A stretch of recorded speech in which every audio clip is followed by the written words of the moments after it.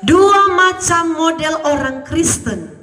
Orang Kristen yang berisi dan orang Kristen yang kosong. Yang dicatat dalam kitab Matius pasal yang ke-13, lalang dan gandum. Orang Kristen yang berisi, yang berbobot adalah ibaratnya gandum yang berbuah, yang bermanfaat, yang berguna untuk pekerjaan Tuhan.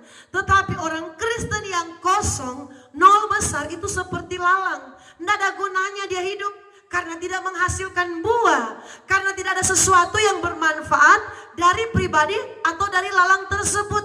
Jadilah orang Kristen yang berbobot, yang bernilai, yang menghasilkan buah-buah pertobatan, yang menunjukkan bahwa kita benar-benar ini adalah milik Kristus. Ada buah-buah kesetiaan, ada kasih, ada buah-buah kebenaran dalam hidup kita.